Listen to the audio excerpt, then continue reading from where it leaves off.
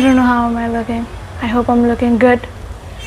And I think this is the first time wearing something Indian on my channel.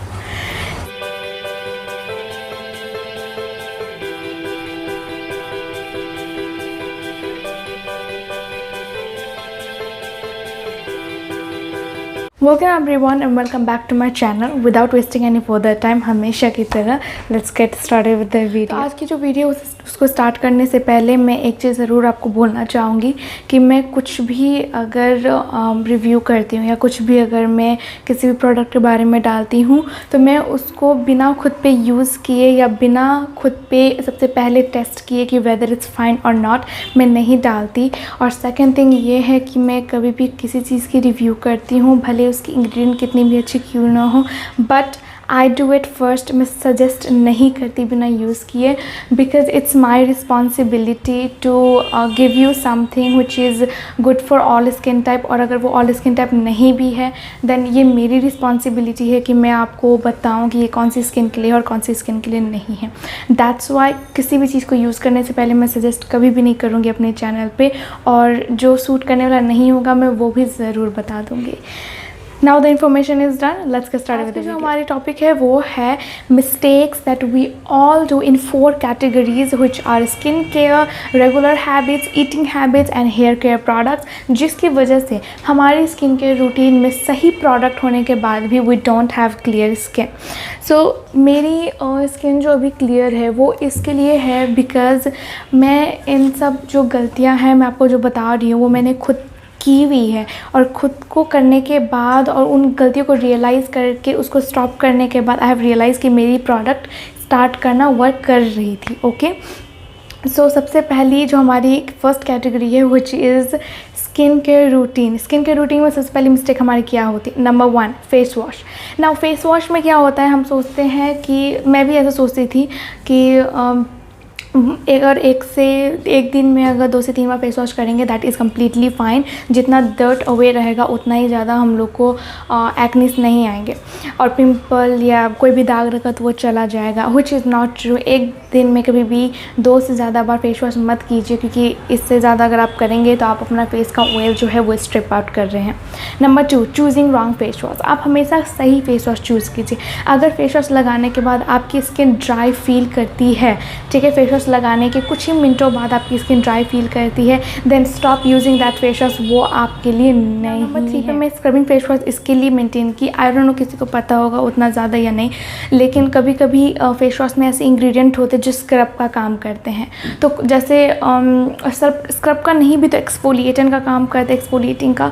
तो अगर आप अगर आपकी अदर स्किन केयर प्रोडक्ट में कहीं भी एक्सफोलिएटिंग एजेंट्स हैं तो फेस वॉश में मत रखिए। अगर आपको किसी भी चीज़ में एक्सफोलिएटिंग रखना ही हो तो किसी और प्रोडक्ट में रखिए, लेकिन फेस वॉश में कभी भी एक्सफोलिएटिंग प्रोडक्ट मत रखिए। और मे बी इसके लिए भी, क्योंकि अगर आप कभी भी एक्सफोलिएटिंग केमिकल यूज़ करेंगे तो उसके साथ वो फेस वॉश जाएगा भी नहीं। इसके लिए always choose a gentle face wash जो आपकी स्किन के लिए जेंटल हो।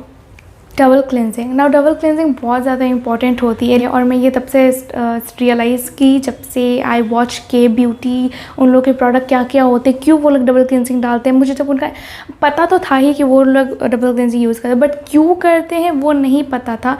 एंड आफ्टर नोटिसिंग दैट मैंने रियलाइज़ किया कि that I need to do double cleansing as well, and in fact everyone needs it. तो अगर आपकी ऐसी कोई प्रोडक्ट है, जैसे आप SPF लगाते हैं, तो रात में आपको डेफिनेटली डबल क्लिनजिंग करना चाहिए, क्योंकि उसी की वजह से I think you can get your SPF out. लेकिन इतना याद रखिए कि double cleansing doesn't mean to use foaming face wash and then use another foaming face wash, ऐसा नहीं। लेकिन हाँ, अगर आपकी कोई फेस वॉश है और जैसे हाइड्रेटिंग फेस वॉश है फर्स्ट, देन उसके बाद जेंटल फेस वॉश है, देन आप यूज़ कर सकते हो। मैं खुद भी यूज़ कर रही थी पहले, which was hydrating foaming face wash, और उसके बाद जेंटल क्लेंजर यूज़ करती थी। तो उसकी वजह से ना काफ़ी हाइड्रेटेड भी रहता था स्किन, और SPF निकलने के बाद भी अगर कोई प्रोडक्ट लगाती थी तो वो बहुत अच्छे से एब्जॉर्ब भी होता था, और एब्जॉर्ब होने के बाद फेस वॉश करने के बाद भी कुछ लाइक अराउंड 30 मिनट्स मुझे बिल्कुल भी ड्राई फील नहीं होती थी। Not having active serum. Now active serum का मतलब है having active ingredient in the serum. तो अगर आपको कभी भी एक्टिव इंग्रेडिएंट यूज़ करना है, अगर आप नहीं कर रहे हैं बट अगर आपको कभी भी एक्टिव इंग्रेडिएंट यूज़ करना है, मैं सजेस्ट करूँगी सीरम में यूज़ कीजिए, फेस वॉश में नहीं, मॉइस्चराइज़र में नहीं। वो इसके लिए क्योंकि फ़र्स्ट थिंग अगर आप सीरम में यूज़ करेंगे तो आप उसको डे एंड नाइट जब भी आपको लगाना है आप लगा सकते हैं, ओके। और अगर फेस वॉश में रहेगा तो यू नीड डिफरेंट क्लेंजर। वो रात के लिए आपको डिफरेंट क्लेंजर लेना पड़ेगा, जो अगर आप रेटिनॉल लगाते तो उसके साथ जाए। उसके बाद अगर आप मॉइस्चराइज़र में लेंगे तो आपको डिफरेंट मॉइस्चराइज़र्स भी लेने पड़ेंगे, जो अगर कभी आप केमिकल एक्सफोलिएट करेंगे तो उसमें वो एक्टिव इंग्रेडिएंट नहीं जाना चाहिए, तो इसके लिए आपको डिफरेंट मॉइस्चराइज़र लेना पड़ेगा। तो इससे अच्छा है कि क्यों ना हम किसी ऐसे प्रोडक्ट में लें जो अगर डेली हम यूज़ भी कर सकें, काम भी करें, और हमको ज़्यादा मतलब प्रोडक्ट ख़रीदना भी ना पड़े। So you won't get expensive at all, and for that I suggest you to use an active ingredient serum अगर आपको ज़रूरत है। फिर if you don't need any then it's completely fine. एक is not doing chemical exfoliation और dermaplaning. तो अगर आप डर्मा प्लानिंग नहीं पता है, dermaplaning is about removing the hair, facial hair, तो आपको वो करना चाहिए अगर आप केमिकल एक्सफोलिएशन नहीं कर रहे हैं, ठीक है। और अगर केमिकल एक्सफोलिएशन आपको पता है कि क्या होता है then don't do derma planning. लेकिन हाँ, ये दोनों अलग अलग चीज़ें, ये दोनों जो अलग चीज़ें हैं वो एक हफ्ते में दो टाइम की जा सकती है, लेकिन दोनों एक साथ कभी नहीं किया जा सकता। You can not do it at once, and you should also know what you have to follow after this, after doing all this chemical exfoliation and derma planning. Just keep in mind not having night skin care routine. Now night skin care routine जो है वो ज़रूरी होती है, लेकिन अगर आपकी morning skin care routine है and you are using that at night and it is working completely fine for you, go for it, very nice. अगर morning skin care रात में भी काम करे completely fine. अगर आपकी morning skin care routine बिल्कुल सही है लेकिन फिर भी आप में कुछ improvement नहीं आ रहा है और product जो आप यूज़ कर रहे हैं उसने कम कर दिया है बट फिर भी क्लियर नहीं हो रहा, कहने का मतलब ख़त्म नहीं हो रहा है, then I will ask you to add a new ingredient and a new product in your evening skin care routine. और इवनिंग स्किन केयर रूटीन में इसलिए बोली बिकॉज अगर प्रोडक्ट कभी भी सबसे ज़्यादा काम करता है तो वो है रात में, तो इसके लिए आई प्रिफ़र एट नाइट। इसके लिए मैं भी जब रेटिनॉल स्टार्ट की थी I started using it at night. Obviously night में तो यूज़ होता ही है, लेकिन it was something that I wanted to continue क्योंकि फर्स्ट जो सबसे अच्छी बात ये थी कि मैं उसको दिन में लगा नहीं सकती, तो ऑब्वियसली मैं कोई और एक्टिव इंग्रेडिएंट दिन में यूज़ कर सकती हूँ।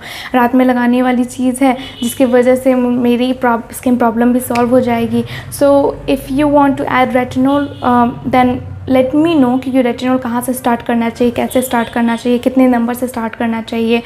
तो इन 5 साल में ऑब्वियसली मुझे इतना एक्सपीरियंस तो हो ही गया है, तो also let me know, I will do a post on that as well. और दूसरी चीज़ है कि अपनी इवनिंग स्किन केयर रूटीन पे ज़रूर ध्यान दीजिए ज़्यादा से ज़्यादा। Exfoliating too much, now I know chemical exfoliate जो है वो बहुत ज़्यादा ट्रेंडिंग हो जाते हैं and lot of people do it. लेकिन मैं एक चीज़ बोलूँगी, अगर आप स्क्रब करते हैं तो उसी दिन एक्सफोलिएटिंग करना it's not safe. Derma planning करते हैं उसी दिन एक्सफोलिएट करना it's not safe. May be किसी को सूट कर जाएगा, लेकिन डर्मा प्लानिंग के बाद स्किन कहीं ना कहीं सेंसिटिव हो जाती है। मैं खुद यूज़ की हुई हूँ and I know how it feels. मेरी तो बर्निंग ही स्टार्ट हो गई थी, तो इसके लिए अगर आप सेंसिटिव स्किन वाले हैं प्लीज़ डोंट डू इट। और अगर किसी और दिन आप कर सकते हैं देन स्टार्ट डूइंग इट, लेकिन एक चीज़ मैं रिपीट करूँगी, do not over exfoliate your skin. Over exfoliate नहीं करना चाहते तो वंस अगेन मैं बोलूँगी आपको बस एक्सफोलिएट ही करना है, लेकिन ऐसे केमिकल या डर्मा प्लानिंग वगैरह कुछ यूज़ नहीं करना है। Then just add an exfoliating serum in your skin care routine and that will do a lot as well. So our second category is our regular habits and what should we not be doing in our regular habits. Number 1, not touching our face. हमको अपनी face कभी भी touch नहीं करनी चाहिए। I know ये बहुत ज़्यादा लोगों को पता है, we should not touch our face regularly. But मैं भी ये खुद कर चुकी थी, तो I know how it feels like हमेशा टच करते रहना, कभी वैसे हाथ पर हाथ रख देना, बगाल पे हाथ रख देना, which was not good at all. तो उसके लिए I think I am sorry to the skin care community for that, but मैं ये मिस्टेक कर चुकी हूँ, so please don't do it. Number 2, your hair on your face. Do not put your hair on your face, always pack your hair on the back। और वो इसके लिए क्योंकि आपकी जो हेयर में जो प्रोडक्ट्स होती है, कभी कभार वो भी हो सकता है कि आपको एक्ने दे रहा हो। Keeping phone dirty. Now keeping phone dirty, मैं ये नहीं कह रही कि आपके फ़ोन डर्टी है, बट मैं ये ज़रूर कह रही हूँ कि समटाइम्स क्या होता है कि हम ना फ़ोन्स डर्टी होते हैं लेकिन हमको पता नहीं चलता, ठीक है। हम ऐसे कभी बात करते हैं तो उसकी वजह से हमारे चिक्स पे जो है वहाँ पे ज़्यादा एक्ने आने लगते हैं डर्ट के कारण। So that's why you should always keep your phone clean. Number 3, clean pillow case. Now clean pillow case is also something that आपको पता ही चल गया होगा टॉपिक के हिसाब से, उसके नाम को ही सुन के। लेकिन मैं एक और चीज़ बोलूँगी that not just clean pillow case, but अगर हो सके तो सिल्क पिलो केस। वो इसके लिए क्योंकि silk pillow case are very nice for you and in fact doctors भी रेकमेंड करते हैं सिल्क पिलो केस, लेकिन ये मेरे लिए थोड़ा ओवर हो जाता है, इसके लिए मैं खुद लाती नहीं हूँ। तो अगर आप नहीं भी लाएंगे इट्स फाइन आई थिंक, लेकिन हाँ ज़रूरी है कि you keep everything clean that touches your face. कुछ भी चीज़ हमेशा साफ़ रखें जो आपके फेस को टच करता है। Third category is eating habit. Now eating habit में मैं ये बिल्कुल नहीं बोलूँगी ये मत खाइए, वो मत खाइए, वो मत पीजिए, ये मत लीजिए, नहीं, बिल्कुल भी नहीं। इनफैक्ट सब कुछ खाइए, सब कुछ पीजिए, ठीक है, लेकिन बस एक चीज़ को छोड़ के। So I'm gonna tell you what that is. That is sugar. Believe नहीं करेंगे, when I went to nutrition and I asked them कि actually मेरी एक्ने कभी भी मतलब 1-2 आना इज़ कम्प्लीटली नॉर्मल, लेकिन अगर मैं कुछ ज़्यादा स्वीट्स खा लेती हूँ तो फिर वो आ जाती है। Is it my allergy?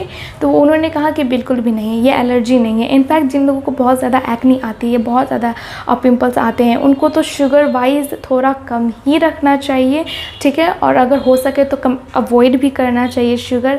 तो और जो बोलते हैं कि ऑयली फूड खाने से पिंपल वगैरह कुछ आते हैं, इन दोनों में कोई भी रिलेशनशिप नहीं है, दोनों में कोई भी रिलेशन नहीं है।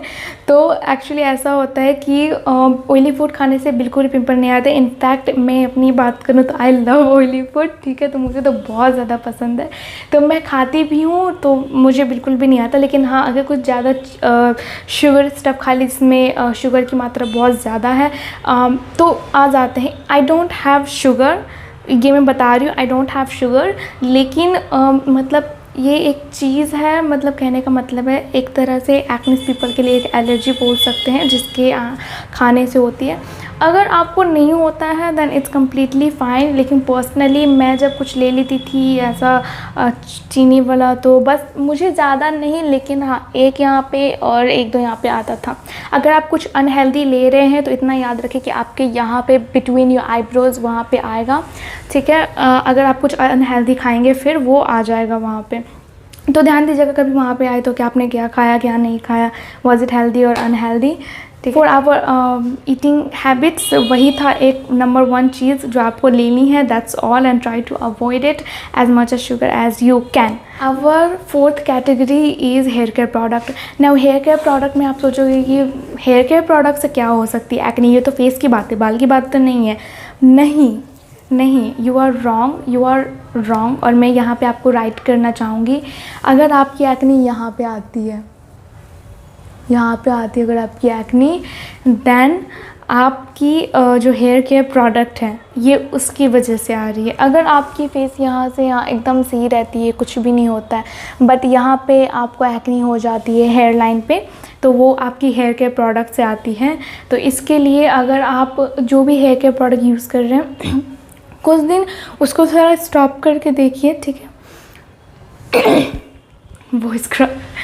तो अगर आप जो भी हेयर केयर प्रोडक्ट यूज़ कर रहे हैं उसको कुछ दिन स्टॉप करके देखिए और अपने बालों को थोड़ा पीछे रखिए, ठीक है।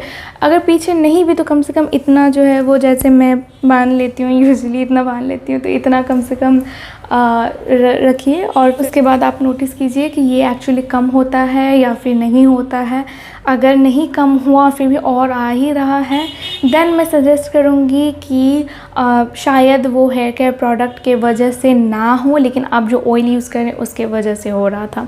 ठीक है, तो ट्राई टू सी कि आप क्या यूज़ करें जिसकी वजह से आपके पूरा फेस तो क्लीन हो और पूरा फेस पे स्किन के रूटीन काम कर रहा है, बट यहाँ पे हेयर लाइन पे काम नहीं कर रहा। Try to look for that. हम जब ऑयल लगाते हैं तो ऑयल जो हेयर के लिए होता है वो कहीं ना कहीं हमारे फेस के लिए तो बिल्कुल नहीं होता। तो अगर आप बालों में ऑयल लगाते हैं और फिर मॉर्निंग में वॉश करने के लिए ऐसा सोचते हैं, देन डू वॉश इट, लेकिन just go for it. But ये है कि जो आप ऑयल यूज़ करेंगे ट्राई टू मेक श्योर कि वो आप थोड़े पीछे से करें, आगे वालों पे ना लगाएं। वो इसके लिए क्योंकि जितना आगे वो लगाएंगे वो थोड़ा हेड पे अगर लग गया या बाय चांस ऐसा कुछ हुआ, देन रहेगा कि एक्ने आ रही है, that's because of that. So try to make sure on that as well. Now at last I just want to say कि एक चीज़ है जो मैं आपको बोलना चाहूँगी, वो लास्ट में मैं इसलिए बोल रही हूँ because this is important which is for all skin type people. Use heavy moisturiser. आप सोचोगे ये क्या बोल रही है, जो ऑयली और कॉम्बिनेशन स्किन वाले वो नहीं यूज़ कर सकते heavy moisturiser. She is so wrong. I am not wrong. मैं यहाँ पे आपको बताती क्यों। मैं personally I am using Cetaphil moisturising lotion और उसका जो टेक्सचर वाइज हैवी है बट फेस पे हैवी नहीं लगता है। ठीक है, तो why I suggest and I you know how much I use it this much, I use it that much and also I am going to tell you why I do that. I do it because उसको उतना use करने के बाद ही जब मैं रात में morning में उतना नहीं लगाती हूँ because I use essence and serum and other stuff, इसके लिए मैं उसको थोड़ा कम ही यूज़ करती हूँ।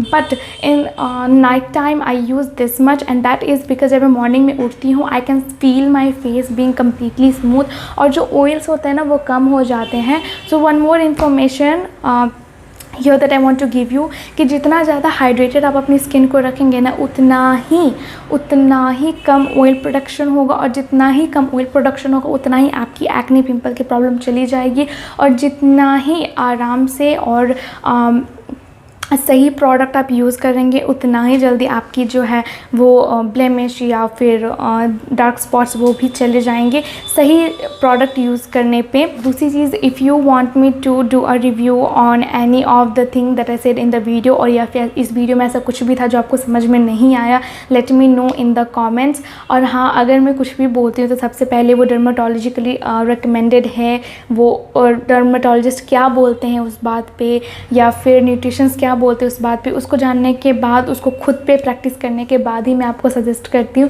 क्योंकि ये मेरी ड्यूटी है to give you the best out of best. तो इसके लिए now don't forget to subscribe my channel if you like this video and do comment if you have any questions or do you have any product you want me to do review on, then also comment down below. Thank you so much and I will see you next time in the next video.